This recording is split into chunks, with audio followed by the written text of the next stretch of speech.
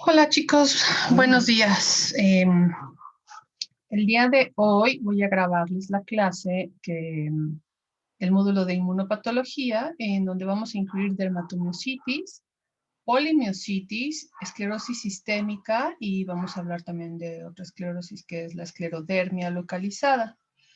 Eh, Igual, conéctense por favor o mándenme sus dudas a lo largo de la clase o al final de la clase. Mañana pueden ver el video, bueno, lo están viendo ya el martes, de 8 a 10. Al final de la clase, si me mandan un link, me puedo conectar para resolver las dudas, o si lo quieren hacer como las clases previas, mandármelas por un mensaje de WhatsApp, está bien, pero si quieren para mayor interacción, conectarnos unos pequeños minutos, si puedo, al final de que hayan visto la sesión y que hayan pues generado algunas dudas, ¿no? Algunas preguntas.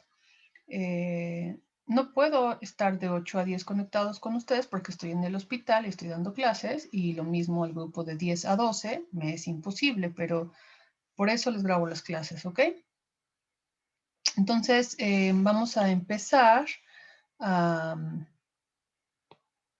hablar de dermatomiositis y polimiositis, ¿ok? Entonces, esta es la presentación.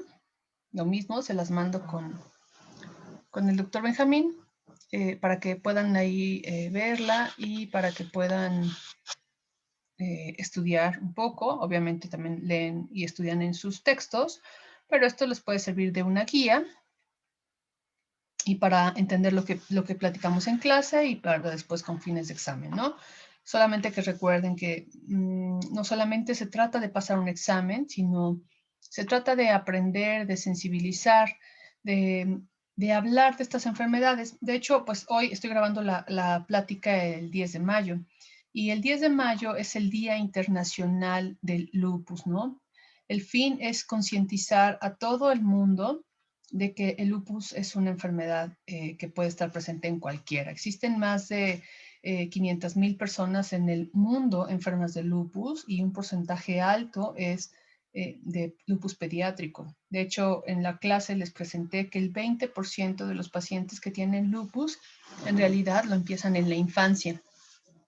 Entonces, pues el tema es que piensen de estas enfermedades reumáticas, se sensibilicen de estas enfermedades. Y hoy vamos a hablar de dos raras, ¿no? O sea, realmente dermatomiositis es de las enfermedades más raras, afortunadamente, pero que está presente y que si no la diagnosticamos de manera temprana, entonces pueden tener secuelas, son progresivas, discapacitantes y mortales. Entonces, el tema es sospechar de estas enfermedades y referir de manera temprana a un reumatólogo de adultos, si el paciente es adulto, a un reumatólogo pediatra, cuando el paciente pues es pediátrico, ¿no? Y vamos a hablar de polimiositis y dermatomiositis.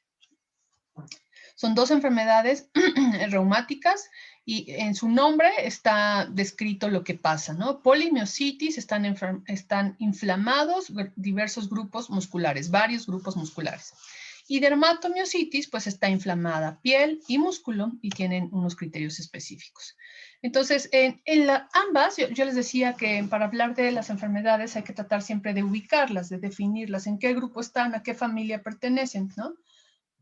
Así como las vasculitis las clasificaremos, y la próxima sesión hablaremos de vasculitis, todas las enfermedades y las miopatías, en donde están la polimiositis y la dermatomiositis, pues justo son esto, miopatías inflamatorias idiopáticas. Esto es padecimientos del músculo que consisten en inflamación y que el origen no está bien definido.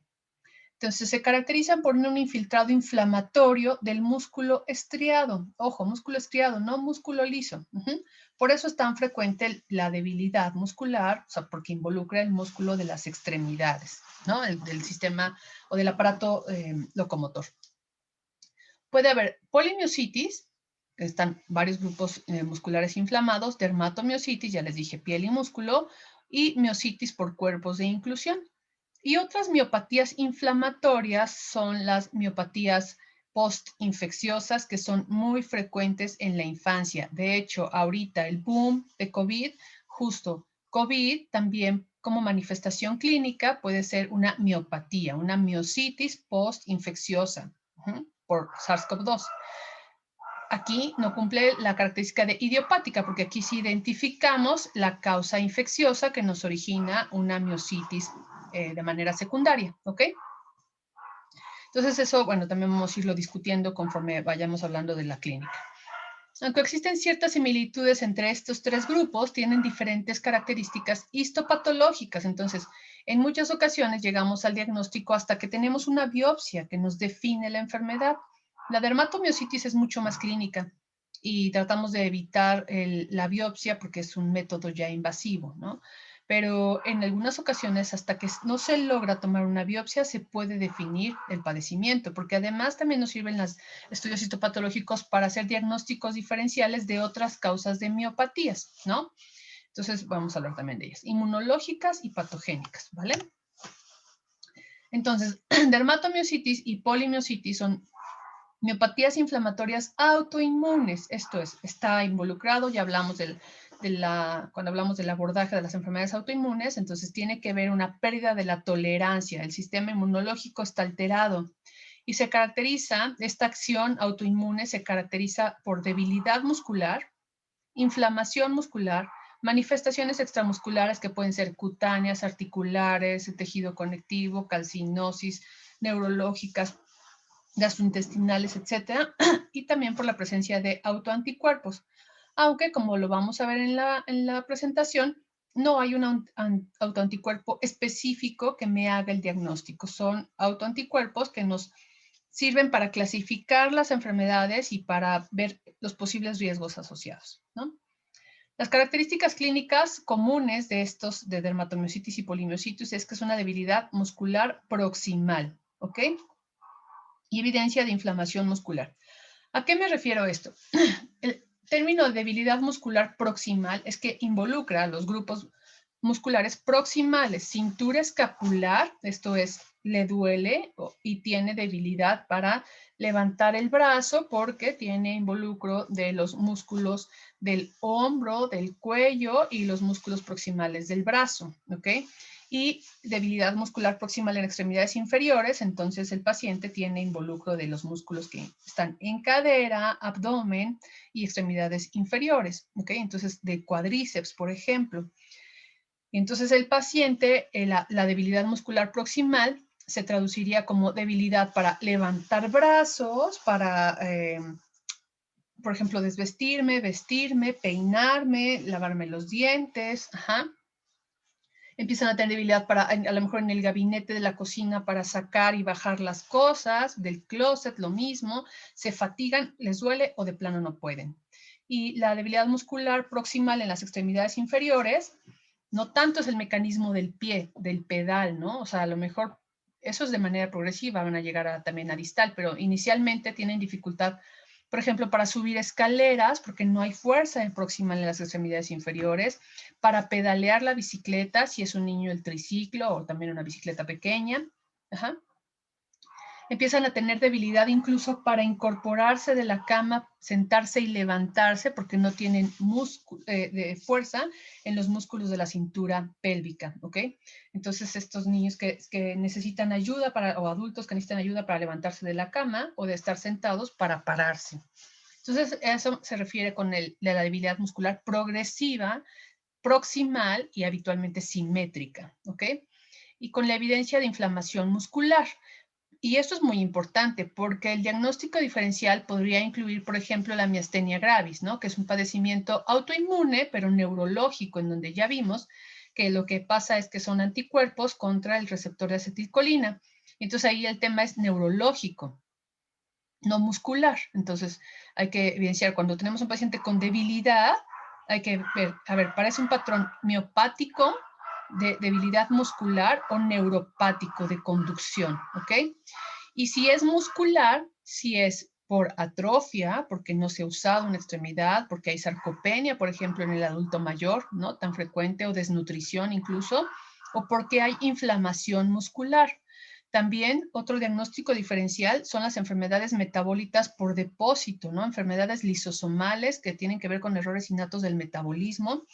o deficiencias enzimáticas, como por ejemplo la enfermedad de Pompe, en donde hay debilidad muscular y los signos clínicos de la dermatomiositis son similares a la enfermedad de Pompe, pero tiene evidentemente otras características por atesoramiento, ¿no? Entonces, hay que hacer un buen diagnóstico diferencial, pero estas son las características clínicas comunes de dermato y de polimiositis.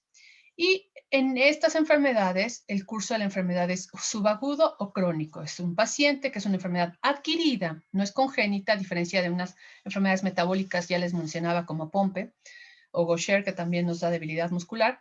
Entonces, esto es una enfermedad adquirida, autoinmune, con un curso subagudo o crónico, ¿vale? Entonces, ¿qué tan frecuente es? Es rara. Es 1 por cada 100,000 personas entre 40 y 50 años de edad. Habitualmente es una enfermedad que predomina en el grupo de adultos.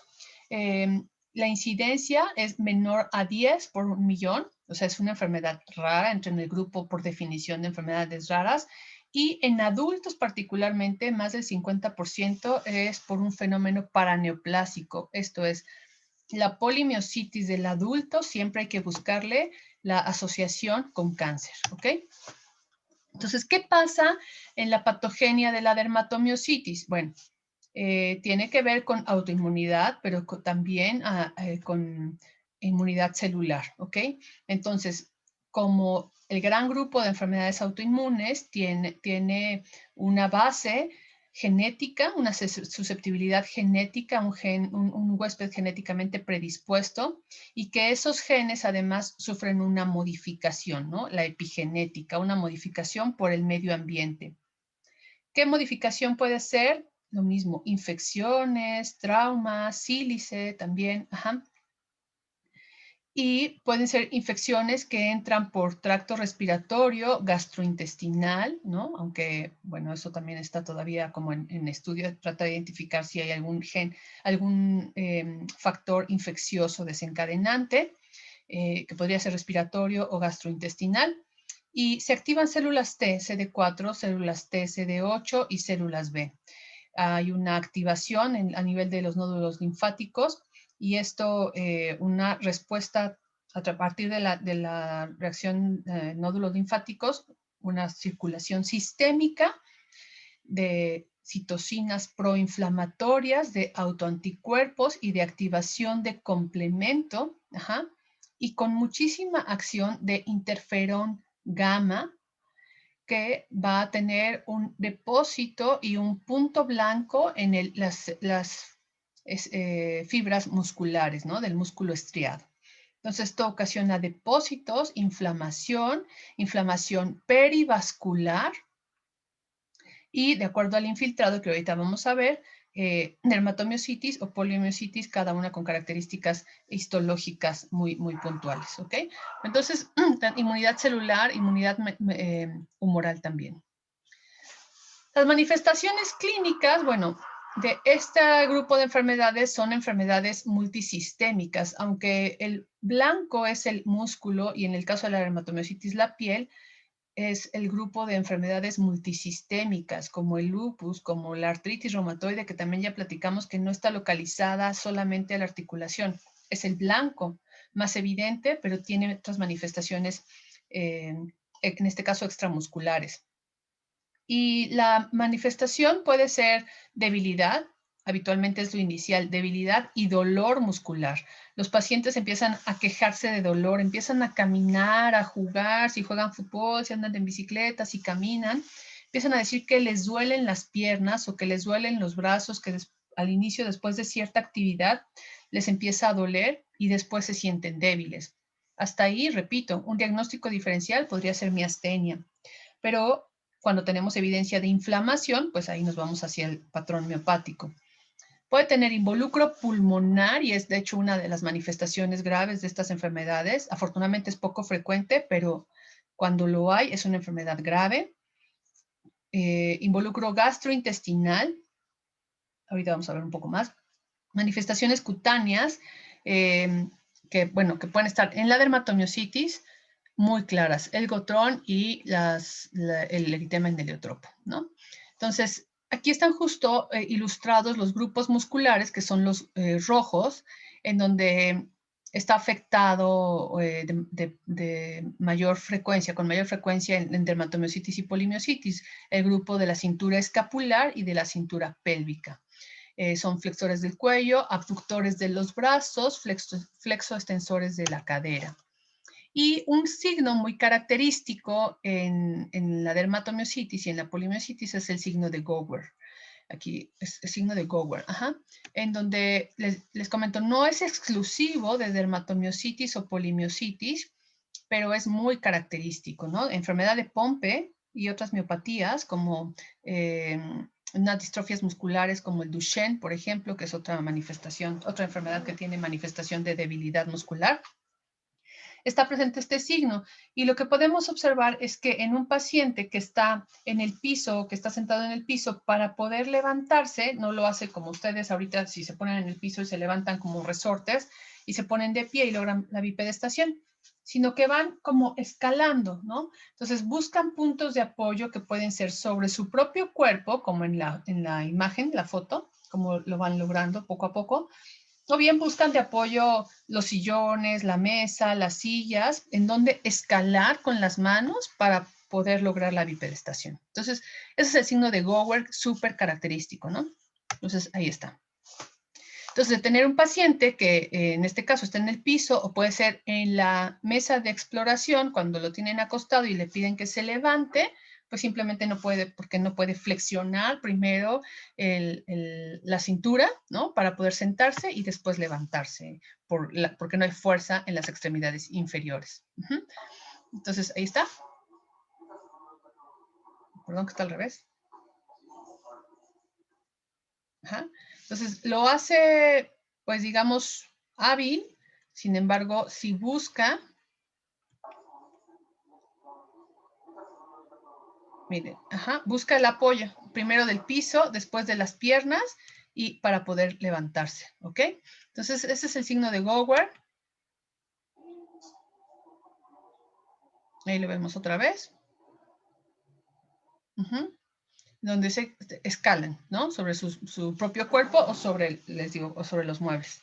Y manifestaciones clínicas características de dermatomiositis es el exantema en heliotropo y el signo de Gottron. Esto es así, pregunta de examen. Las lesiones dermatológicas características de dermatomiositis, ¿cuáles son? Exantema en heliotropo. ¿Qué es esto? Ustedes podrían decir, pues parece las alas de mariposa de lupus, ¿no? Sin embargo, sí hay una gran diferencia. Si observan, aquí involucra mucho los párpados. Ojo, en lupus habitualmente los párpados no están involucrados. Aquí también involucra mucho la frente. En los párpados, aquí es muy evidente el eritema. Hay algunos pacientes en donde se observa más bien la piel del párpado muy seca y como si se hubieran puesto sombras en el párpado, ¿no? Pero aquí es muy evidente el exantema en heliotropo.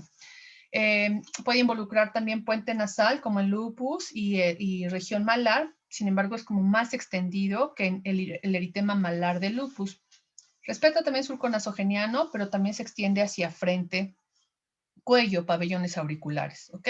Entonces es un exantema en heliotropo característico y estas son las pápulas de Gottron o el signo de Gottron, que son máculas y pápulas en las zonas extensoras de metacarpofalángicas, interfalángicas proximales, distales, pueden tener en codos y en rodillas.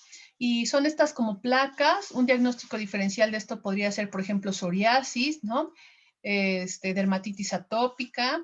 Sin embargo, no hay comezón, no descama, se ve la piel muy seca, pero no hay estas características clínicas de la dermatitis atópica, perdón. Entonces, la zona es súper característica del signo de Gottron. Aquí ven un signo de Gottron de una enfermedad muy activa, eritematosa. Estas pápulas, cuando ya no están en fase activa y están en fase crónica, se quita lo rojo, se ven blanquecinas como cicatrices, ¿no? Estos puntitos como muy rojos, después se observan lisas, la piel lisa y como si fuera una cicatriz. Entonces, estos son los dos signos clínicos patognomónicos de dermatomiositis. Aquí observamos también el párpado inflamado, la piel se les empieza a ver como un poco como gruesa, se les empieza a ver la región también malar como si tuvieran mucha queratosis pilar, ¿no? Estos puntitos, estos aumentan los folículos como pilosos, con muchas pápulas, la piel muy seca, es una piel engrosada, seca, por más que se ponen crema. Y la otra característica es que tienen hipertricosis. Si observan, se ve como muy velludos en la región de la frente, puede extenderse también hacia las mejillas, en los brazos, en las manos, y es otra característica en la dermatomiositis, ¿no? Los cambios foliculares. Esto es otro eritema en heliotropo que, como les comenté, tienen mucho involucro en párpados. Ella es una paciente mayor. Y ustedes pueden decir, ¿también tiene telangiectasias? Pues sí, sí tienen telangiectasias nasales, que también recuerden que durante la vejez son más evidentes. Pero aquí lo que nos interesa pues es el eritema en heliotropo en párpados, ¿no? Otro exantema en heliotropo y eritema facial. Vean el involucro también a frente y como les comento este patrón como rojizo. Y en muchas ocasiones en los niños este tipo de piel, el retraso en el diagnóstico es que les dicen que tiene dermatitis atópica, ¿no? Entonces, no es una zona de los párpados, no son una zona tan frecuente de dermatitis atópica y aquí lo que caracteriza es la inflamación, lo eritematoso y no tanta descamación como en la dermatitis atópica, ¿vale? Y no se rascan. Esta es una pápula de Gotrón. Cuando ya no están tan inflamados, observan ya las pápulas como aperladas, ya no eritematosas, ¿ok? Y estas las lesiones permanentes de pápulas de Gotrón. También podemos observar estas lesiones a nivel de cuello, porque son zonas fotosensibles, zonas que se exacerban con la exposición del sol, y entonces aquí vemos en el cuello esa lesión eritematosa, incluso con hiperpigmentación seca, en los brazos también. A veces en los brazos lo pueden confundir con líquen plano, ya les comento con psoriasis, y este señor pues sea una dermatitis actínica, ¿no? Cuando involucra este cuello y esta región como en los hombros, se le llama signo del chal, porque está involucrado mucho el cuello y la zona como del escote del B, ¿ok? Y otra característica son las famosas manos de mecánico. Cuando ustedes leen dermatomiositis, particularmente en el adulto, ven la descripción de manos de mecánico y son esta piel con engrosamiento, con hiperkeratosis y fisuras en las caras laterales y palmar de los dedos de las manos, como una persona que trabaja mucho justo en la mecánica con aceite o con tierra, como engrosada, que se están descamando. Así está la descripción clínica inicial. Que puede ser también, obviamente, si tiene debilidad, si hay dolor, si tiene pápulas de Gotrón, etcétera, pues son las manos de mecánico características de la dermatomiositis. Y otra manifestación que en realidad es una complicación de la dermatomiositis son las calcinosis. Es menos frecuente en el adulto, es un padecimiento que lo vemos con mayor frecuencia en la dermatomiositis juvenil, y el porcentaje puede ser muy alto, del 30 al 70%, pero se asocia con enfermedad no tratada, con enfermedad crónica que no ha recibido un tratamiento. Las calcinosis son estos como puntitos endurecidos justo de calcio, con depósitos de calcio, que pueden ser puntiformes. Aquí vemos en la rodilla unas lesiones puntiformes, pero también pueden ser zonas muy extensas, habitualmente que involucran las zonas de apoyo, de presión. Las rodillas, la cadera, la región glútea, los codos, son muy frecuentes las calcinosis. Si ustedes palpan ahí, palpan una piedra. Y si estas calcinosis por la zona en donde está se llegan a ulcerar por lesión en la piel, sale un material gaseoso como si fuera pasta de dientes, y si se ulcera y se infecta, en realidad es que sí tenemos una complicación. La infección de estas calcinosis es una complicación grave de la dermatomiositis. Y aquí vemos en imagen radiológica cómo observaríamos el aspecto de la calcinosis, ¿no? Estas imágenes radioopacas, como si se formara un exoesqueleto. Todas esas son zonas de calcinosis y eso nos habla de una enfermedad difícil de tratar, ¿no? Que puede ser refractaria al tratamiento. Otro dato clínico es a través de capilaroscopía, que cada vez se utiliza más como apoyo en el diagnóstico de dermatomiositis. La capilaroscopía consiste en ver los capilares, ¿no? A través de, por ejemplo, un oftalmoscopio, un microscopio, un lente con aumento, y vemos los capilares en los lechos ungueales. Aquí en la región periungueal El requisito es que no se hayan hecho manicure y que no se hayan pintado las uñas, que hayan tenido una lesión previa de las uñas, que nos estamos mordiendo, jalando los pellejitos, porque eso puede llegar a modificar los capilares.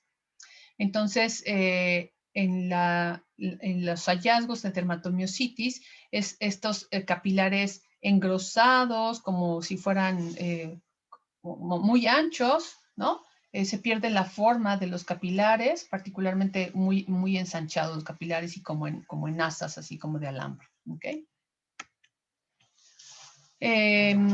Entonces, las manifestaciones cutáneas en la miositis pueden involucrar habitualmente zonas fotoexpuestas y además zonas de extensión, ¿ok? Aquí vemos, podemos tener inicialmente zonas como de eczema en los dedos, más en donde dice dermatomiositis A, las pápulas de Gotrón, en zonas de extensión, particularmente codos y rodillas, en las manos donde ya vemos más eritema en los nódulos, en las regiones de metacarpofalángicas, interfalángicas proximales y distales. Esa zona eritematosa posteriormente puede progresar a verdaderas pápulas de Gotrón, como en la imagen F, y también puede involucrar la piel de la región periocular, en cuello y espalda alta, pues estas lesiones hiperpigmentadas, secas, ¿no? En zonas fotoexpuestas. Y también tenemos una dermatomiositis que le llamamos amiopática. O sea, lo clásico, y ahorita lo vamos a ver los criterios de Bohan y Peter, son la inflamación de piel y músculo. Sin embargo, hay pacientes que tienen estas lesiones cutáneas tan características de pápulas de Gotrón y eritema en heliotropo, pero no tiene evidencia de debilidad muscular. Esto lo vemos en niños, se ve con mucha frecuencia, que vienen y juramos que tienen pápulas de Gotrón, heliotropo, las tienen y entonces no hay debilidad muscular. Por exámenes de laboratorio podríamos encontrar elevación de enzimas musculares, como elevación de AST, ALT, CPK, aldolasa, deshidrogenasa láctica. Sin embargo, no hay una traducción clínica, no hay debilidad. Cuando no hay evidencia de elevación de enzimas musculares ni debilidad clínica, se le llama amiopática. Cuando no hay clínica, pero hay hallazgos de laboratorio, se le llama dermatomiositis hipomiopática, o sea, poquito inflamado el músculo sin traducción clínica, ¿ok? Y en niños puede presentarse hasta 10 a 30% de los pacientes con dermatomiositis. Una manifestación grave, ya les comentaba, es el involucro pulmonar. Es una causa importante de morbilidad y mortalidad.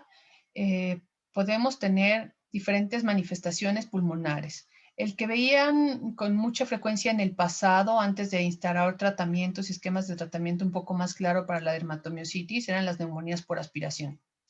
¿Por qué? Por la debilidad en los músculos del tórax y para la deglución, ¿no? Entonces, los pacientes con dermatomiositis y polimiositis muy avanzada pueden llegar a tener involucro de los músculos de la laringe, y los responsables también de tragar, del mecanismo de la deglución y para hablar. Entonces, como empezaban con insuficiencia respiratoria, caja torácica, comían, no podían tragar y broncoaspiraban, ¿ok? Entonces, esa era la causa de muerte e insuficiencia respiratoria, broncoaspiración e insuficiencia respiratoria, la principal causa de muerte en el pasado para dermatomiositis. Ahora, el daño pulmonar lo vemos más crónico y se manifiesta como una enfermedad pulmonar intersticial. Y habitualmente es cuando los pacientes con dermatomiositis tienen anticuerpos que se llaman anticuerpos anti-Jo1 positivos. Esto es, cuando nosotros estamos haciendo el abordaje diagnóstico de los pacientes con dermatomiositis, pedimos un grupo de anticuerpos que se llama el perfil para miopatías. De los primeros descritos asociados en dermatomiositis fue el anti-Jo1. Y cuando los pacientes son positivos para este anticuerpo, tienen más riesgo de tener enfermedad pulmonar intersticial, una enfermedad más grave a nivel pulmonar. En las pruebas de función respiratoria se detecta un compromiso ventilatorio restrictivo, un patrón restrictivo, ¿ok? Y en la radiografía de tórax es útil al inicio como prueba de detección pero tiene un valor limitado, ¿no? Entonces, en el protocolo inicial del abordaje del paciente con dermatomiositis y polimiositis hay que tomarle una radiografía de tórax, idealmente una TAC, ¿no? Que ahora pues están disponibles en todos lados, y por lo menos cada año pruebas de función respiratoria y el manejo asociado con el neumólogo, ¿no? Y si son pacientes con anti-HO1 positivos, el riesgo de enfermedad pulmonar intersticial es mayor, ¿ok? Entonces, esas son consideraciones importantes. Otra manifestación clínica en la dermatomiositis son las artritis. O sea, además de tener el músculo inflamado, pueden llegar a tener inflamación de las articulaciones, manifestarse con dolor articular, que es muy frecuente y que incluso con inflamación, ¿no? La forma más común de esta artritis es una artritis simétrica de articulaciones pequeñas en manos y en pies. Suele no ser erosiva y frecuentemente también se asocia con la presencia de anticuerpos anti-HO1 y anticuerpos antisintetasa, que es otro de los anticuerpos que en el abordaje diagnóstico solicitamos. Un diagnóstico diferencial, entonces en este caso será artritis reumatoide para el adulto o artritis idiopática juvenil. Y además, como lo platicamos cuando vimos artritis reumatoide, pues si el paciente tiene dolor, rigidez, se deja de mover, va a tener atrofia muscular. Y aquí es justo eso, el paciente con artritis reumatoide o con AIJ tiene atrofia muscular porque no mueve esas extremidades, ¿ok? No hubo inflamación tanto del músculo como en la dermatomiositis y polimiositis, donde hay evidencia de inflamación del músculo y además de las articulaciones en el menor de los porcentajes. Las manifestaciones digestivas también son muy frecuentes. Ya les platicaba que una de las manifestaciones era disfagia o dificultad para la deglución. Esto particularmente en la miositis por cuerpos de inclusión. Sin embargo, también pueden referir los pacientes con dermatomiositis, particularmente dolor abdominal crónico, ¿no?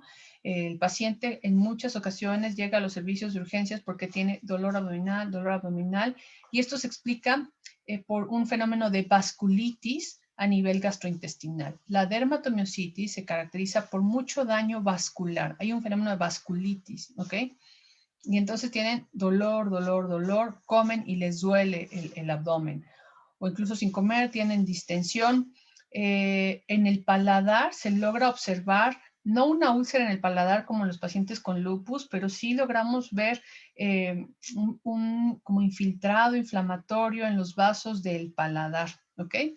Y esta vasculitis es la que, y estas manifestaciones gastrointestinales son también ponerles mucha atención porque en algunas ocasiones son la causa de por qué no responden al tratamiento bioral de manera temprana y que nos tenemos que apoyar con tratamiento intravenoso.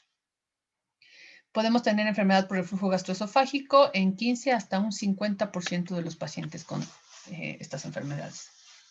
Y manifestaciones cardiológicas, bueno, pues es justo ahora el gran tema, ¿no? Las enfermedades autoinmunes, como ya lo habíamos platicado también, ahora no, la complicación o la primera causa de muerte no es la enfermedad en sí, ¿no? Que padezcan lupus, artritis, dermatomiositis, sino la asociación con enfermedades cardiovasculares, el riesgo cardiovascular, ¿ok?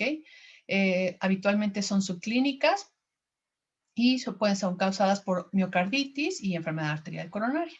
Se recomienda también, así como les comenté, una valoración por pruebas de función respiratoria anual, también un electrocardiograma por lo menos de manera anual y valoración por el cardiólogo por lo menos de manera anual. En muchas ocasiones, ya les comentaba que la dermatomiositis en el adulto o la polimiositis puede asociarse a cáncer. Entonces, todo adulto con miositis inflamatoria o miopatía inflamatoria autoinmune, hay que ir a buscar el cáncer. Puede ser ya el origen, ya no va a ser idiopático, sino va a ser secundario a cáncer. Dentro de los procesos oncológicos más frecuentes asociados a miopatías es linfoma o algunos otros adenocarcinomas como adenocarcinoma del cuello, adenocarcinoma uterino, pulmón, ovario, páncreas, vejiga y estómago.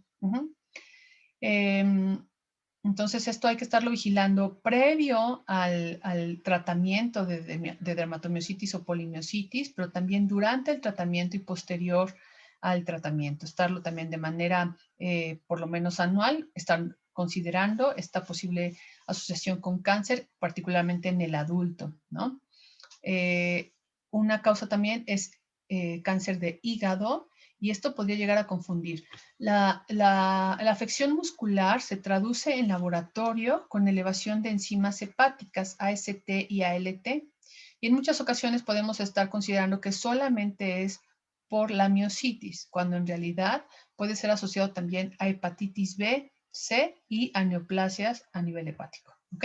Entonces hay que ir a descartar siempre esas situaciones. Cuando viene un paciente con debilidad muscular, con ataque al estado general, fiebre, lesiones en piel y que tiene elevación de enzimas hepáticas, siempre como protocolo también hay que pedirle serologías para hepatitis B y C, ¿ok?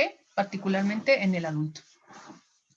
Y estos son los criterios de clasificación de Bohan y Peter, que están dictados desde 1975, siguen vigentes, aunque ya se han hecho algunas adecuaciones. Estos son los criterios famosísimos, motivo de pregunta de examen, de cualquier examen, ¿no? De universidad y de examen de residencias. Los criterios de Bohan y Peter están para los criterios de clasificación para dermatomiositis.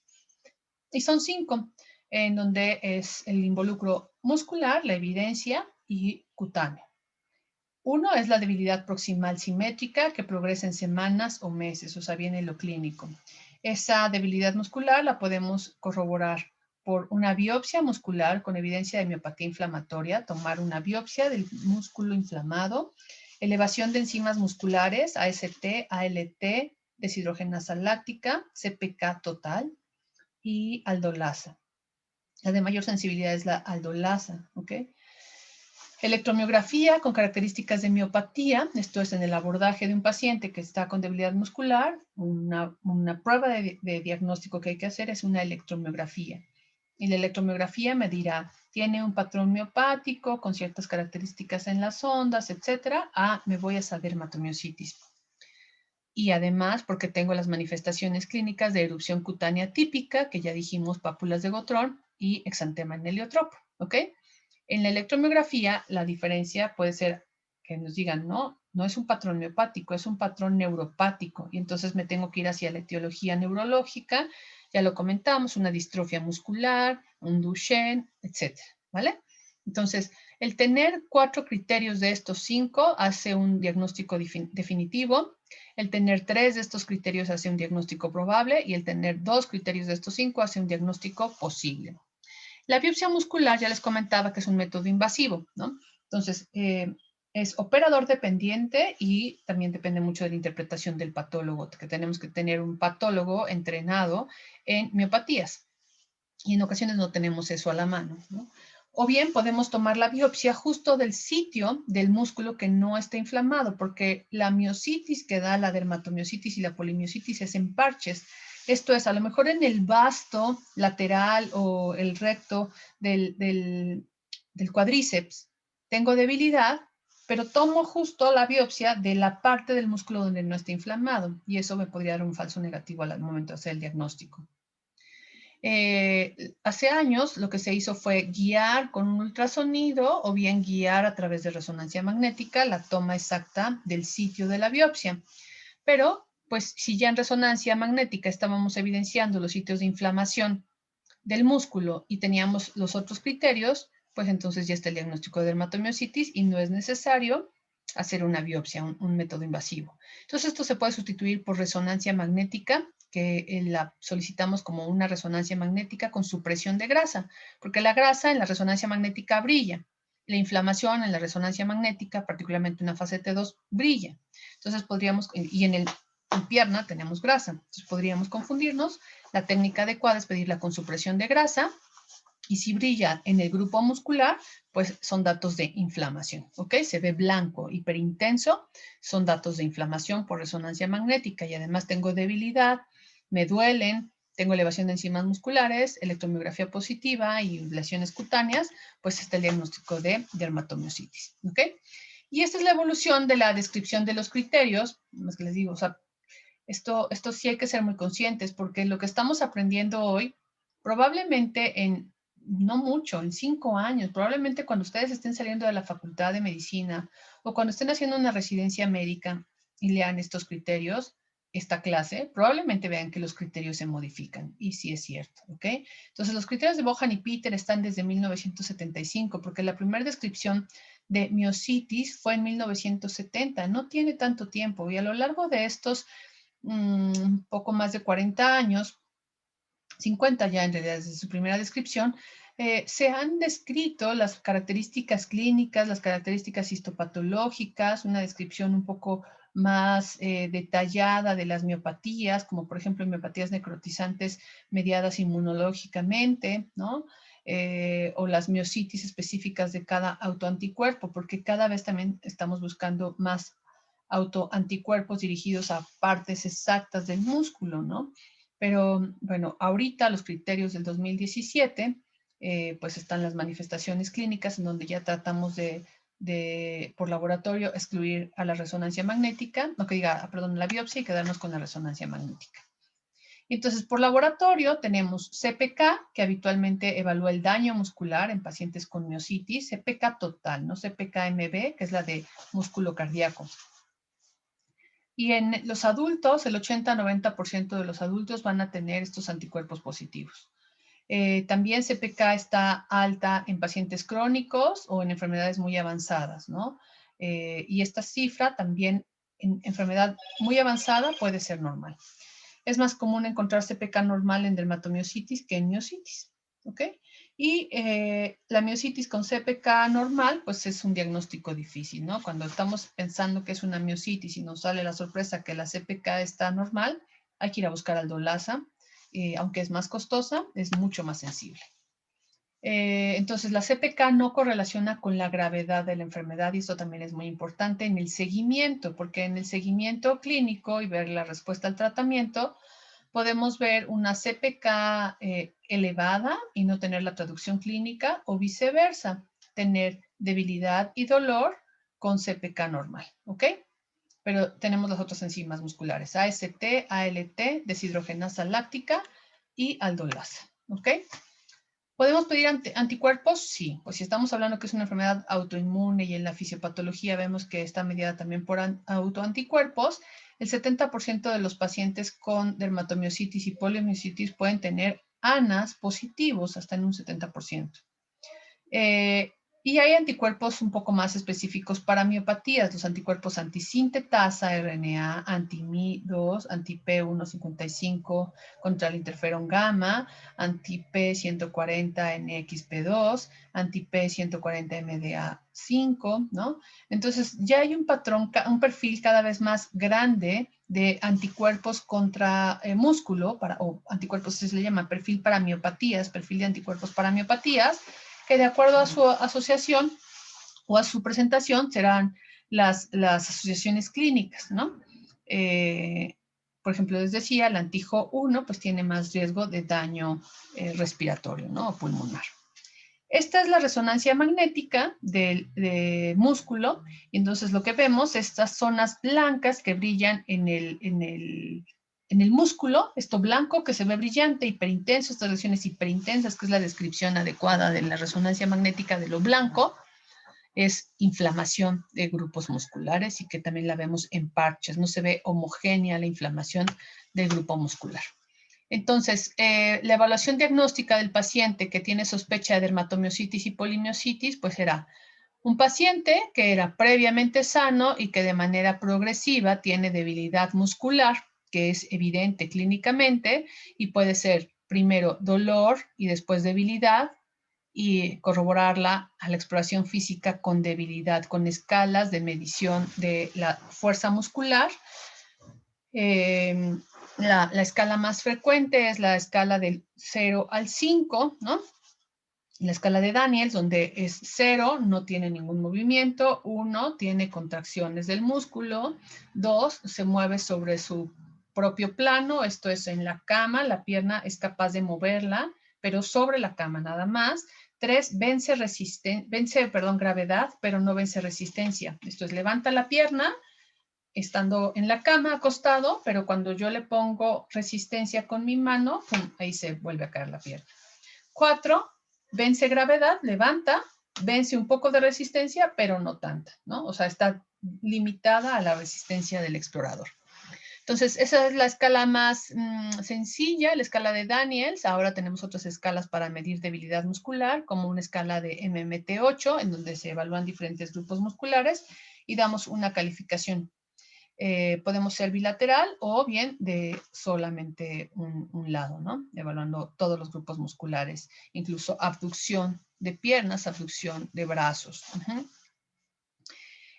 Si esta debilidad muscular ha sido documentada por un clínico, entonces hay que investigar en dónde estamos, en qué edad de presentación es juvenil o es adulto, si esta debilidad muscular es proximal o distal, y si es proximal, pues automáticamente estamos pensando en miopatías inflamatorias, tipo polimiositis o dermatomiositis, la severidad, el tiempo de evolución, ¿no? Si es urgente y qué involucro puede tener el paciente, si estamos en un curso subagudo o ya tenemos un curso crónico. Y cuando lo estamos diagnosticando en un curso crónico, aquí tenemos que ser muy cuidadosos porque cuando tenemos inflamación, el músculo inflamado genera enzimas musculares altas, muchas, muchas, muchas altas.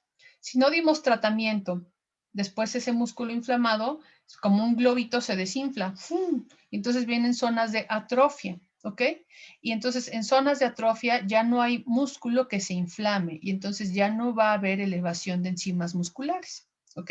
Habitualmente las enzimas musculares están altas en las fases subagudas, agudas o subagudas, pero no en las crónicas. Hay que ir a buscar afecciones extramusculares como pulmón, esófago, corazón, etcétera, y hay que excluir otras causas de miositis, infecciones, ya les decía, infecciones virales, SARS-CoV-2, hepatitis B, hepatitis C, Zika, dengue, chikungunya, que también tienen debilidad muscular, ¿no? Artritis reumatoide probablemente, y algunas otras causas de debilidad muscular y de inflamación muscular. Hay que considerar otras causas de miositis y preguntarnos, ¿el paciente está consumiendo corticosteroides por alguna enfermedad? También hay miopatía por corticosteroides y duele y eleva enzimas musculares, ¿ok? No tanto como la dermatomiositis y polimiositis, que se dice que las cifras de las enzimas pueden elevarse hasta 30, 50 veces más de su valor normal, pero con glucocorticoides también lo elevan. Y aquí, pues la respuesta será al ir descendiendo la dosis de esteroide o quitando el esteroide, las manifestaciones se van. Las estatinas, que cada vez utilizamos más para el tratamiento de dislipidemias, también causan debilidad muscular y hay miositis, incluso sidobudina, un antirretroviral. Enfermedades metabólicas por depósito de glucógeno, ya les decía, por ejemplo, la enfermedad de Pompe. Miopatías mitocondriales son enfermedades raras, pero que ocasionan debilidad muscular y miositis. Infecciones parasitarias también. La triquinosis es el ejemplo claro de la enfermedad parasitaria que ocasiona miositis, ¿no? Eso también es pregunta de examen. Siempre les preguntan, enfermedad parasitaria que ocasiona debilidad muscular, triquinosis. Manifestaciones o enfermedades neurológicas como distrofias musculares, enfermedades desmielinizantes, un diagnóstico diferencial con mucha frecuencia síndrome de Guillain-Barré. Y aquí solamente es por localización. Acuérdense que Guillain-Barré empieza de distal a proximal, ¿no? La debilidad en guante y calcetín. Aquí la debilidad en dermatomiositis y polimiositis es proximal. O bien de la unión neuromuscular, miastenia gravis o algunas otras neuropatías, ¿no? Endocrinas, hipertiroidismo o hipotiroidismo, miositis por cuerpos de inclusión y algunas otras enfermedades también por depósito como amiloidosis, sarcoidosis o bien fibromialgia. Y aquí habría clínica de debilidad, pero con exámenes de laboratorio normales, con electromiografía normal, en donde no hay la evidencia de miositis, ¿no? Ese sería el diagnóstico diferencial con fibromialgia. Entonces, solicitar enzimas musculares, CPK, aldolasa, TGO, TGP y DHL, electromiografía, en búsqueda del patrón miopático, en donde el reporte es con unidades motoras cortas, fibrilaciones, o sea, estimulan el músculo, fibrila, pero son muy cortas las respuestas, son ondas puntiagudas positivas, pero rápido se frenan. Hay irritabilidad en la inserción, ondas de alta frecuencia repetitivas, ¿ok? Y podemos también determinar autoanticuerpos específicos. Tiene afección cutánea característica, esto es, tiene afección de pápulas de Gotrón o exantema en heliotropo, pues el diagnóstico es una dermatomiositis. No tiene manifestaciones cutáneas y tiene todo lo anterior, es una polimiositis, ¿ok? Y también por edad, la dermatomiositis es mucho más frecuente en etapas pediátricas, menores de 20 años, y la polimiositis en adultos. Dermatomiositis y polimiositis, hay que ir a investigar neoplasias probablemente como causa de esta miopatía inflamatoria. El hallazgo histopatológico en dermatomiositis es necrosis y regeneración de fibras musculares, microinfartos, atrofia perifascicular, infiltrado de células mononucleares, linfocitos B, linfocitos TCD4 y depósito vascular de inmunoglobulinas y complejo de ataque de membrana. Y en polimiositis hay mionecrosis, en patrón de fibra única y regeneración polifásica y multifocal. Hay un infiltrado perimicial y perivascular en regiones endomiciales, vacuolas en anillos y depósitos de proteína amiloide. ¿Ok? Y el tratamiento, bueno, pues si el tratamiento estamos hablando de una enfermedad inflamatoria autoinmune, ya lo hemos platicado, que el máximo antiinflamatorio, pues es el grupo de los corticosteroides, ¿no? Entonces, siempre hay que considerar el uso de corticosteroides y cuando instauro una dosis de corticosteroides es para qué objetivo, por cuánto tiempo. Habitualmente en una fase subaguda, cuando las manifestaciones son muy evidentes, cuando incluso tengo compromiso de gravedad, disfagia, disfonía, el tratamiento puede darse en pulsos intravenosos, ¿no? Y lo mismo, si tengo muchas manifestaciones gastrointestinales, como va a estar disminuida la biodisponibilidad del fármaco al darlo por vía oral, es mejor tener pulsos de corticosteroides intravenosos. Y habitualmente el tratamiento con corticosteroides para dermatomiositis es largo, por lo menos un año, no en la misma dosis de manera evidente, o sea, hay dosis reducción, pero el tratamiento con corticosteroides es largo, ¿ok? Y en todos los pacientes, cuando instauro un tratamiento farmacológico, estoy también considerando el enviarlo a terapia física y rehabilitación de manera temprana, ¿ok? ¿Cuáles son los factores asociados a una baja respuesta al tratamiento con corticosteroides? Que la enfermedad tenga mucho tiempo de evolución,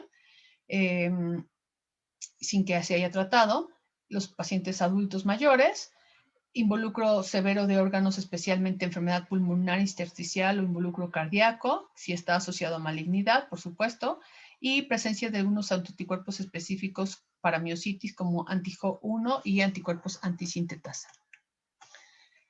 El tratamiento con corticosteroides es el inicial, pero no es el único. Habitualmente utilizamos fármacos modificadores de la enfermedad que tienen un efecto ahorrador de esteroides. Esto es, desde el inicio también los empiezo a dar para que cuando vayamos en el descenso de corticosteroides, habitualmente después de 4 semanas, podamos tener ya efecto de estos fármacos modificadores de la enfermedad, metotrexato, azatioprina, micofenolato también, y el paciente pueda tolerar el descenso de corticosteroides sin tener recaídas. Si existe enfermedad grave, los corticosteroides, ya les decía, utilizarlos en pulsos de 500 miligramos a 1 gramo al día por 3 días y después podemos irnos a dosis intravenosas semanales o quincenales de acuerdo a la evolución clínica, ¿no? Particularmente si hay compromiso pulmonar, afección esofágica o cutánea grave también. En pacientes refractarios podemos utilizar, ya les decía, micofenolato o mofetilmicofenolato en dosis de 30 miligramos kilo día. Por lo menos el tratamiento cuando instauramos micofenolato son 6 meses. Podemos utilizar rituximab en formas refractarias en esquemas de 4 semanas y podemos utilizar también inmunoglobulina intravenosa. ¿Okay? Eso, cuando la indicación de la inmunoglobulina es cuando tengan manifestaciones de disfagia o disfonía, podemos darle inmunoglobulina. Y otros fármacos que podemos utilizar es leflunomida o ciclofosfamida. Ciclofosfamida habitualmente también cuando tiene involucro pulmonar.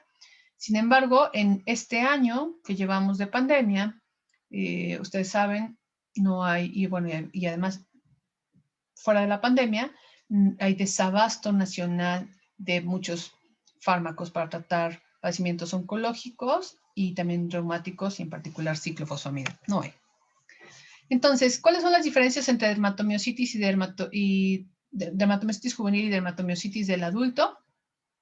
La dermatomiositis del adulto tiene mayor asociación con cáncer. El pronóstico es mejor en niños, cuando obviamente se hace de manera temprana. Hay menos afectación pulmonar en niños y los niños pueden tener cambios cutáneos atípicos, ¿ok? Y calcinosis, que es más frecuente en niños.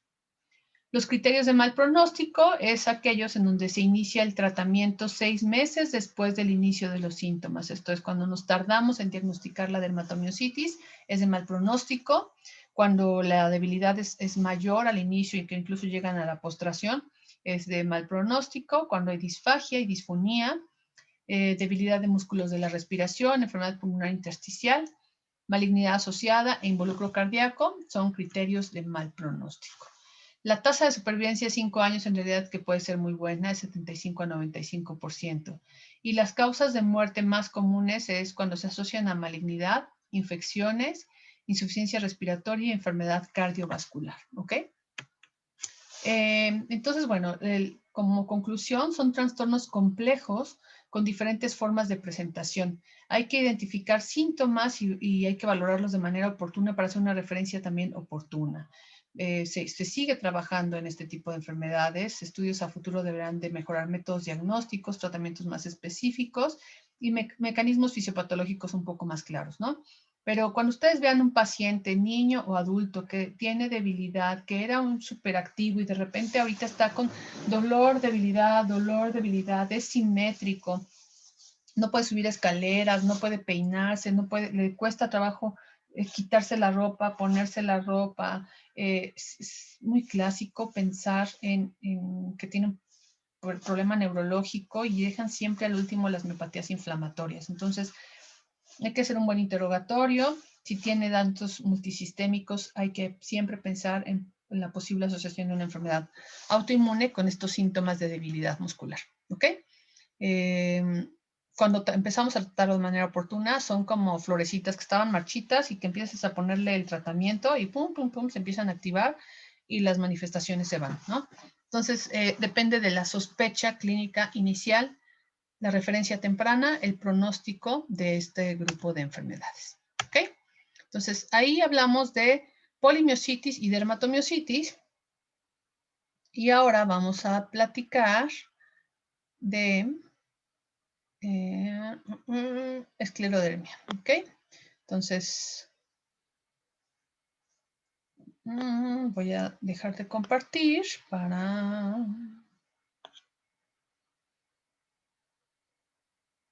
compartir ahora la plática de esclerodermia y también vamos a ver un poco de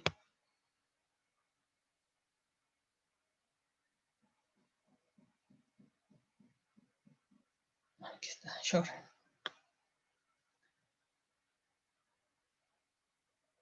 Ok. Entonces, aquí tenemos esclerosis sistémica y un poco de esclerodermia. ¿Qué es la esclerosis sistémica?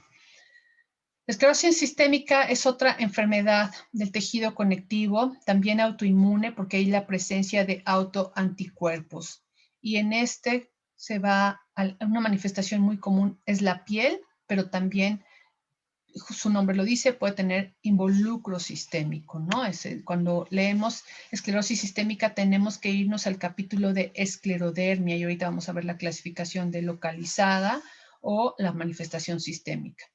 Entonces, esclerosis sistémica es una enfermedad del tejido conectivo, es una enfermedad crónica, es generalizada, es progresiva y se caracteriza por disfunción vascular. Esto es algo muy característico y ahorita lo vamos a ver, por eso el Raynaud.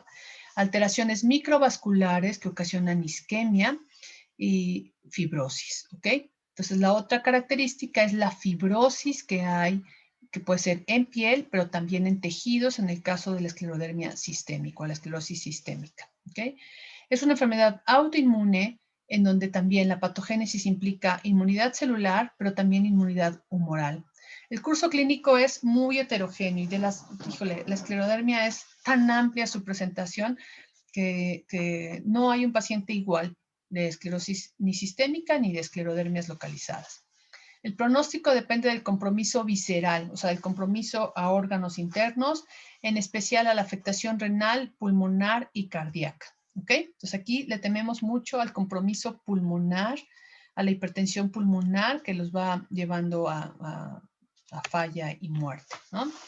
El primero en describir datos clínicos sin poner el dato como tal de esclerodermia y sin hacer esta clasificación fue Hipócrates en el 400 a.C., en donde había una descripción de la piel endurecida y de ahí viene el escleros, ¿no? El endurecimiento de la piel. Posteriormente se describió la piel con apariencia y textura de manera con predominio perioral y en cuello. Y entonces la piel alrededor de la boca empezaba como a hacerse endurecida y como esta que le llamamos microstomía, la boca muy pequeñita, como arrugas, pero arrugas verticales a lo largo de la lengua y bien la esclerodermia a nivel de cuello. Más tarde se describió la esclerodermia con afección de piel y articulaciones y después en 1942 se clasificó a la esclerodermia como esclerodermia, una enfermedad sistémica dentro del grupo de las enfermedades de la colágena. Ahora catalogamos a la esclerodermia y se divide en dos categorías, esclerosis sistémica y esclerodermia localizada. Y esto hay que definirlo muy bien, ¿no? La esclerodermia localizada es la que solo afecta a la piel. Y entonces ustedes se ven como si lesiones, como si les cayera cera y se vieran lisa, la piel lisa, acartonada y brillante. Esa es la imagen típica de esclerodermia, que habitualmente en niños afecta extremidades y en forma lineal, pero hay muchas formas de esclerodermia. Hay manchas, hay morfeas, hay lesiones que llamamos en golpe de sable, que son como hundimientos en la región frontal. Hay Parry-Romberg que involucra la cara. Entonces afecta piel y o tejido celular subcutáneo y músculo, la esclerodermia localizada. Y la esclerosis sistémica es una esclerosis que puede ser esclerosis cutánea y la esclerosis sistémica con involucro visceral, que es particularmente esófago, pulmones y sistema vascular. Y hay, dentro de esta esclerosis sistémica que tiene un involucro visceral, pueden no tener ni una manifestación cutánea, ¿no? A lo que llamamos actualmente esclerodermia sin esclerodermia. Entonces ahí está un poco más complicada la cosa, pero así está el diagnóstico, ¿ok? Entonces, ¿por qué se presenta esta enfermedad? Pues como muchas enfermedades autoinmunes, la etiología es desconocida, no es hereditaria. Hay factores ambientales que pueden contribuir como desencadenantes de estas enfermedades, exposición a sílice, solventes, radiación, como posibles etiologías.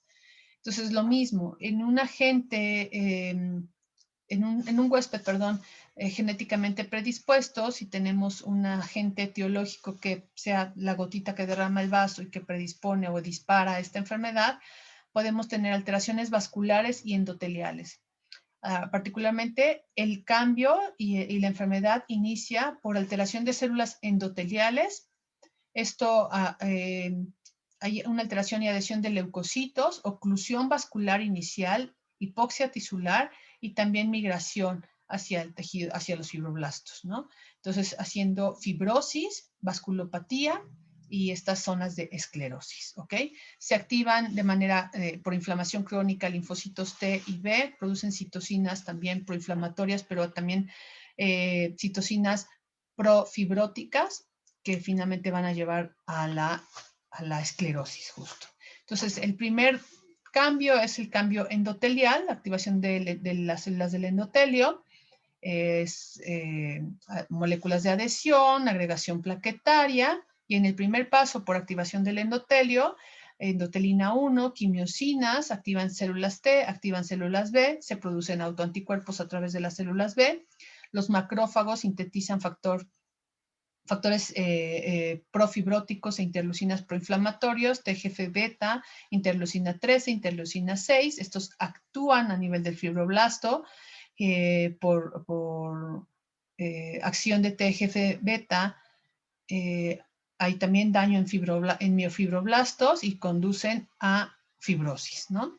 Pero también por agregación plaquetaria, por acción de trombina, tromboxano, prostaglandinas, esto se perpetúa a nivel de fibroblasto y conduce a más fibrosis, ¿no? Y también por células dendríticas. Entonces, todo esto se deposita en colágena, fibronectina, periostina, etcétera, y entonces forman estas capas de esclerosis, de fibrosis. Imagínense, viene un daño cutáneo, un daño en tejido celular subcutáneo, inflamatorio, y lo mismo, después de un proceso de inflamación viene un proceso de cicatrización. Y entonces, en esta cicatrización, en esclerodermia, hay atrofia y cicatriz, ¿ok? Entonces, bueno, pues aquí vienen como los cambios de una persona sana y una persona que después de un proceso inflamatorio que se exacerba y que se exponenciala esta inflamación, vienen los datos de esclerodermia y fibrosis. Los criterios para clasificar la esclerosis sistémica están en 1982. El criterio mayor es que es la presencia de esclerodermia proximal, ¿no? Que se define como engrosamiento, tensión e induración de la piel proximal a las articulaciones metacarpofalángicas o metatarsofalángicas. Y la manera inicial es esta imagen de arriba, en donde se ven como inflamados los dedos. Aquí los pacientes refieren que no pueden doblar la mano, que la sienten como tensa. Ya les digo, como si les cayera cera de una vela y entonces tuvieran dificultad para hacer la flexión de las manos. Y esto, si no lo diagnostican de manera temprana, pues va a llevar a esclerodactilia, ¿ok? Los criterios menores justo son esclerodactilia, con cambios limitados a los dedos, pero que pueden ser progresivos a otras zonas de la piel, lesiones digitales isquémicas con cicatrices puntiformes o pérdida de sustancia en los pulpejos. Empiezan a perder el tejido en los pulpejos, empiezan a atrofiarse, las uñas empiezan a verse como hacia abajo, y puntitos de lesiones isquémicas. Y también lesiones de fibrosis pulmonar bivasal, cuando esta fibrosis pulmonar no puede ser atribuida a alguna otra enfermedad pulmonar primaria o secundaria, como exposición a algunos fármacos, como el metotrexato, por ejemplo, que ocasiona fibrosis pulmonar, o la exposición a sílice, asbestosis, o actualmente COVID, que ya sabemos que una de las complicaciones es la fibrosis pulmonar. Entonces, si tiene esclerodermia proximal, tiene esclerolactilia, tiene lesiones digitales isquémicas y tiene lesión pulmonar, pues el diagnóstico será esclerosis sistémica. Es una enfermedad que involucra diferentes órganos. Lo característico es la piel y lo pulmonar, ¿no? La piel con telangiectasias, úlceras digitales, calcinosis también, fenómeno de Raynaud y fibrosis de la piel en más del 90% de los pacientes. Ojo, fenómeno de Raynaud que esté de manera persistente, hay que buscar esclerosis sistémica, ¿no? Y hay que hacerle la búsqueda intencionada de involucro a otros órganos y sistemas y de autoanticuerpos. Y si se acompaña el fenómeno de Raynaud con fibrosis pulmonar, eso es esclerosis sistémica. Puede haber enfermedad pulmonar intersticial, puede haber lesión cardíaca con hipertensión pulmonar, pueden haber manifestaciones musculoesqueléticos, dolor muscular, artritis, dolor articular. Una de las complicaciones graves de la esclerosis sistémica son las crisis renales y las complicaciones gastrointestinales también. ¿Okay? Reflujo, distensión, dolor. Y todos han escuchado del fenómeno de Raynaud, de este fenómeno que se caracteriza porque es un daño vascular, es una vasculopatía. El daño es completamente a nivel de las arteriolas y hay un fenómeno en donde hay una vasoconstricción permanente, donde entonces al haber vasoconstricción y no haber un flujo adecuado de sangre, viene una fase de palidez, ¿no? Que es la fase 1, ahí pueden ver el dedo medio y el cuarto dedo pálidos. Como esta vasoconstricción continúa, viene cianosis de los pulpejos y después viene un fenómeno de revascularización que es en donde se ponen eritematosos los dedos. Entonces son las tres fases del fenómeno de Raynaud: palidez, cianosis y eritema en este orden. Habitualmente el eritema es cuando duele, este fenómeno de revascularización duele y sienten como adormecimiento, ¿no? Como cuando se les duermen las manos o los pies por el fenómeno de revascularización. Y estos son los cambios que ocurren a nivel de las arteriolas digitales en los dedos. Entonces hay una vasoconstricción permanente, sostenida, y después un fenómeno de vasodilatación que nos lleva a la zona de eritema. Si tenemos estos cambios vasculares, pues nos van a llevar a cambios vasculares de isquemia, isquemia en los pulpejos habitualmente, estas lesiones que son tan características como costras permanentes. Imagínense como cuando ustedes se pican con una aguja o en las costureras que se están picando con alfileres o con agujas. Pero estas son lesiones que están permanentes, son difíciles de cicatrizar, esas costras no cierran, les duelen los dedos, ¿no? Tengo muchos pacientes pediátricos que las mamás o en la escuela los confundían con que se mordían las uñas y que tanto se mordían las uñas, porque también hay cambios unguiales. El niño se lastimaba con los dedos, pero en realidad es que es por la isquemia de la esclerosis sistémica, ¿no? Entonces, esto acompañado de esclerodactilia y de cambios de esclerodermia en piel, pues es el diagnóstico de esclerosis sistémica. El fenómeno de Raynaud no es único de la esclerosis sistémica, sí es la enfermedad más frecuente que tiene fenómeno de Raynaud, sin embargo, también puede estar presente en la enfermedad mixta del tejido conectivo, en el 95% de los casos, en lupus eritematoso sistémico, hasta un 40%, en dermatomiositis o polimiositis, en menor de los casos, en síndrome de Sjögren primario, y en artritis reumatoide. Y también puede ser la manifestación inicial. Entonces, por eso, un fenómeno de Raynaud persistente, aunque sea único, pero que no solamente es como en la época de frío, no hace tanto frío, por ejemplo, ahorita que está con lluvia, hace frío, pero no es el frío de invierno y ya empiezan los pacientes con ese fenómeno de Raynaud. Hay que seguirlos por la posible esclerosis sistémica que pudiera darnos poco a poco las manifestaciones clínicas a lo largo incluso de años, ¿no? Este fenómeno, que es el síndrome de Crest, es el equivalente a la esclerosis limitada, la esclerodermia limitada. Y esta también es pregunta siempre de examen, ¿no? El fenómeno de Crest es, es un acrónimo, la C de calcinosis, por depósitos de calcio en la piel, como platicamos en dermatomiositis, R de fenómeno de Raynaud, que es un espasmo vascular en respuesta al frío o al estrés, disfunción esofágica, la E de esófago, hay reflujo, hay cambios en la motilidad del esófago, esclerodactilia, es la S del CREST, es la S de esclerodactilia, engrosamiento y tensionamiento de la piel en las manos y en los dedos de las manos, y telangiectasias, que son dilatación de capilares que causan marcas rojas en la superficie de la piel. Y esa imagen de esa mujer es la típica imagen de la microstomía, la boca como chiquita, entonces les empiezan a ver como, no, tienen dificultades pues para cerrar los ojos, y perdón, la boca y después también los ojos, se ven como con exoftalmos, pero en realidad es por la esclerodermia, y alrededor de esta boca los labios se le empiezan a hacer como muy delgados y las arrugas, pero verticales alrededor de la boca, ¿no? Esa es una facies muy característica, la nariz como muy afilada, y es lo que antes se describía, los pómulos muy marcados, ¿no? Muy delgada la cara, como la facies de pajarito, que también la vemos imágenes en pacientes pediátricos. Son las manifestaciones y las complicaciones del fenómeno de Raynaud y de la esclerosis sistémica, infartos digitales, esas úlceras, ¿no? Esas úlceras difíciles de cerrar. Hay miositis también, hay falla renal, insuficiencia renal, y estas heridas, si hay una herida en piel, tienden a infectarse y a no tener una cicatrización adecuada. Estos son una esclerodermia, no esclerosis sistémica, sino una esclerodermia localizada, una morfea. Ajá. Estas son lesiones escleróticas, fibrosas, que afectan la piel y el tejido celular subcutáneo. Hay diferentes formas de esclerodermia localizada. Ya les decía, en el niño la más frecuente es la lineal, una línea atrófica de piel lisa, brillante, pero también puede involucrar tejido celular subcutáneo y llegar incluso hasta el hueso y causar asimetrías, ¿no?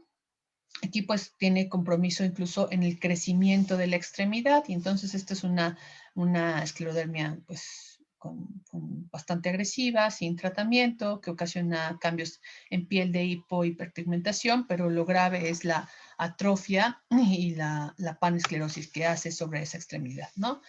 Aquí podrían ser cambios incipientes, esta lesión en el centro de una mancha, en donde podría empezar la lesión inicial de piel lisa, inicialmente cambios de coloración, puede haber edema, y después se pierden incluso los anexos, se pierde el vello, se hace lisa, se hace una mancha lisa, brillante, acartonada en la piel, y esa es la esclerodermia localizada, ¿no?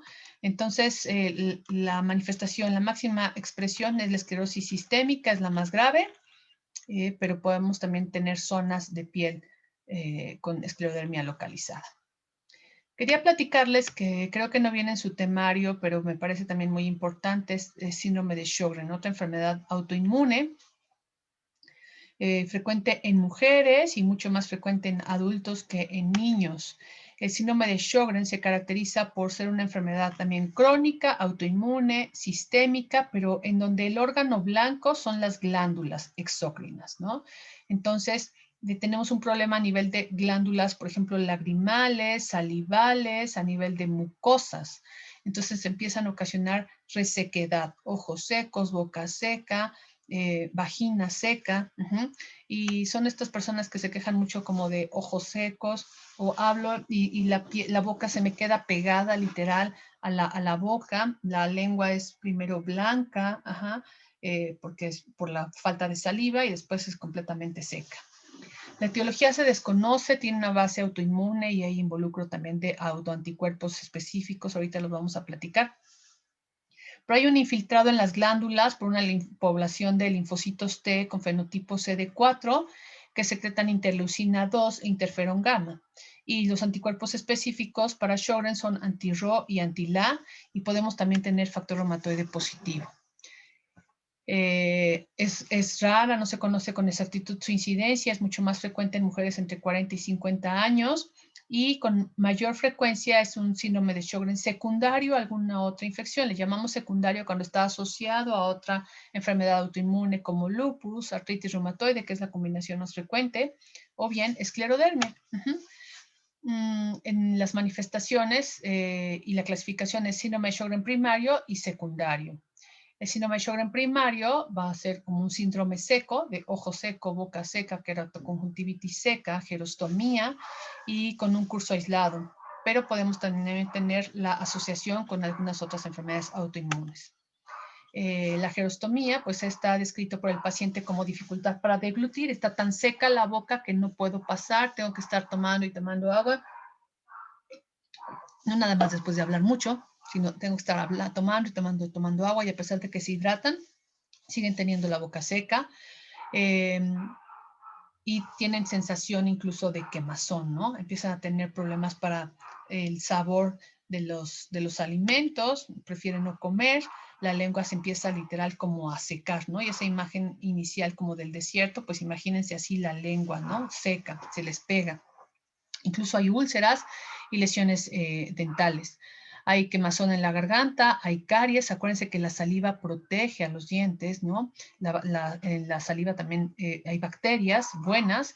Entonces, al perder esta saliva, también favorecen lesiones en los dientes. Hay quemazón en la boca, voz ronca, puede haber voz débil y podemos también tener disfagia, ¿ok?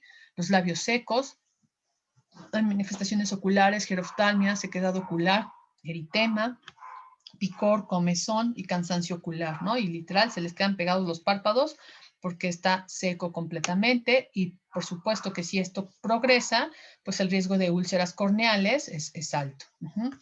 El oftalmólogo hace una prueba que es la prueba la de Schirmer, que donde pone un papelito y vemos qué tanto se moja de lágrima, y este papelito, si está seco, pues evidentemente nos dará un dato de ojo seco.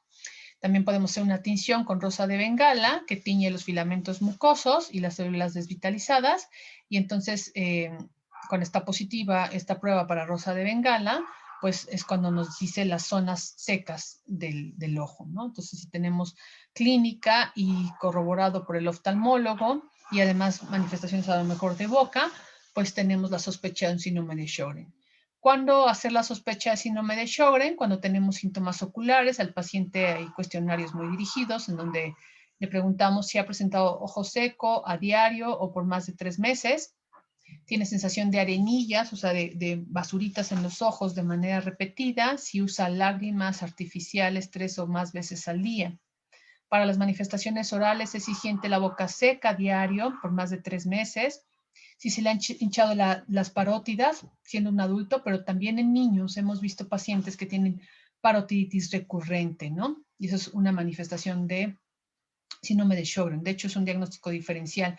En un paciente con parotiditis recurrente, el diagnóstico a pensar es obstrucción, ¿no? Pero también síndrome de Sjögren.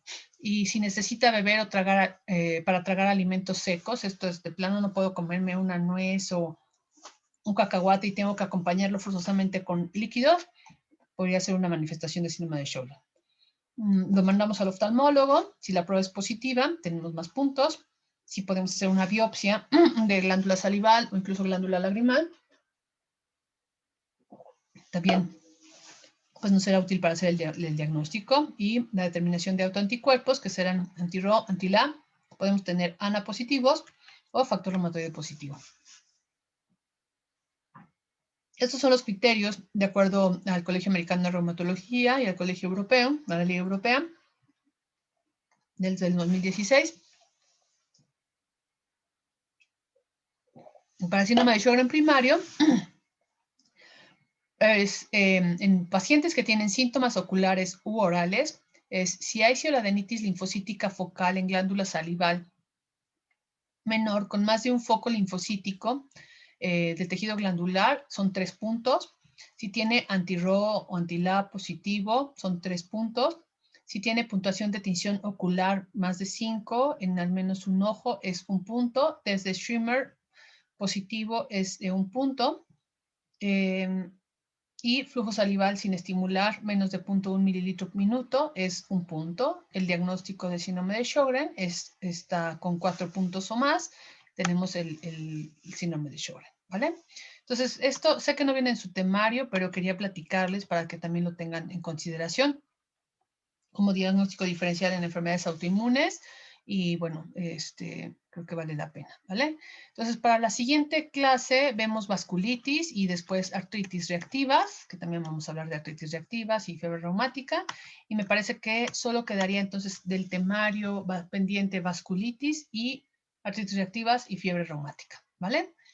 Entonces, pues espero sus preguntas, sus comentarios para la siguiente, para mañana, perdón, o bueno, para su hora de clase. Comuníquense conmigo. Si quieren, les repito, me mandan un link y me conecto al finalizar la clase de 8 a 10 o al final la clase de 10 a 12.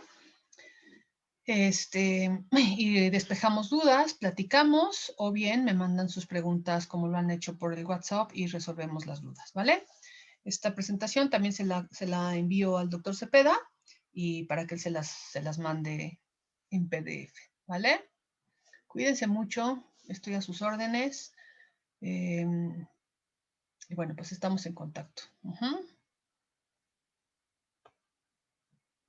Cuídense. Chao.